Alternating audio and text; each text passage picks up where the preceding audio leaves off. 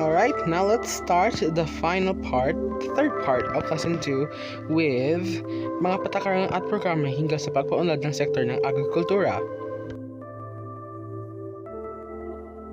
Sa panahon na hindi pa nasakop ang Pilipinas, ang mga sinuunang Pilipino ay napag-alamang nakakapag-may-ari ng lupa sa pamamagitan ng pagiging unang nagtayo ng bahay.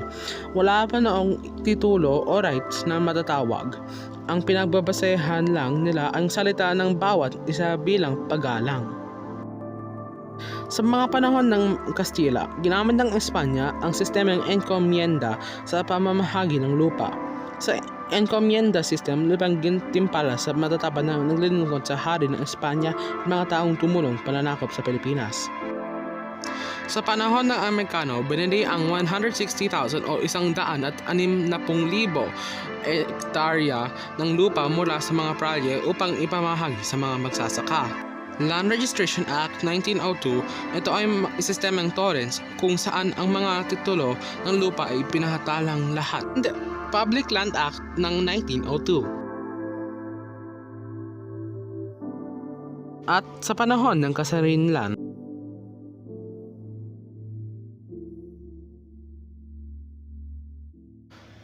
una, ang Batas Republika bilang 1116 ang tatag sa Anara. Pangalawa ay Batas Republika bilang 1190 ng 1954. Pangatlo ang Agricultural Land Reform Code of 1963 ng dating Pangulong Diosdado Macapagal.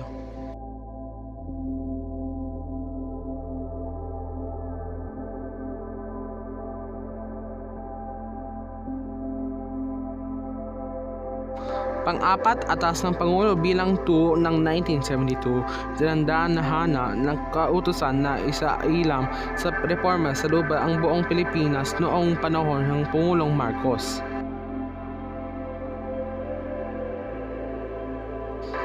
At panglima, ang Atas ng Pangulo bilang 27.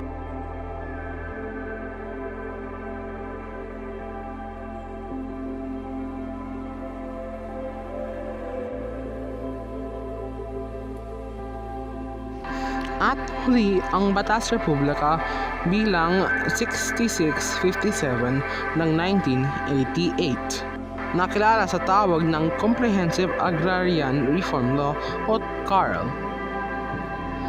Ito ay nakapaloob sa Comprehensive Agrarian Reform Program, CARP.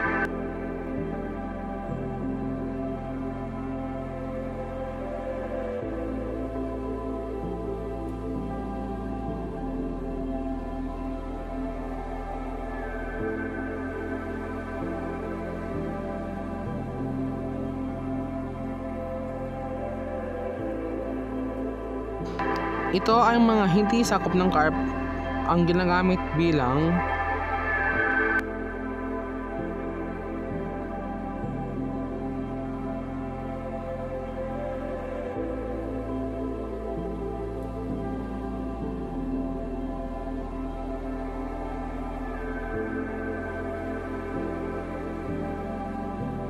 Ngayon, usapan natin ang nais maikasatuparan ng pamahalaan upang maiingat ang kalagayang pangkabuhayan ng mga magsasaka patay sa CARP 2003.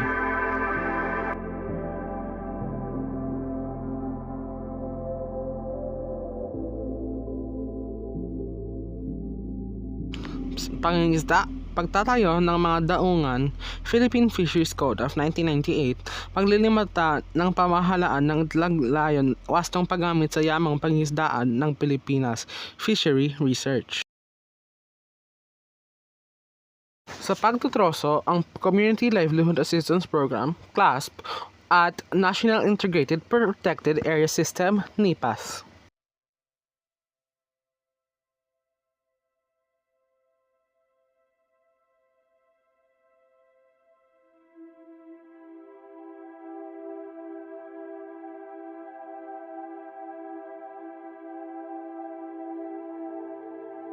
Mayroong ding Land Bank of the Philippines na itatag upang makaroon ng kaagapay ng mga magsasaka sa pagpaunlad ng kanilang kabuhayan.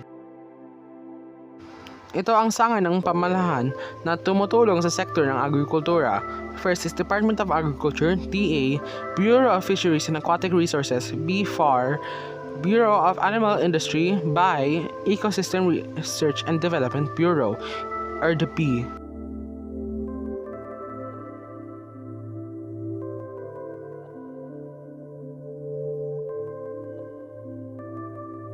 Well, that seems to be all for part 3 of this lesson. That was a long lesson, honestly. I think I want to rest my voice for a bit.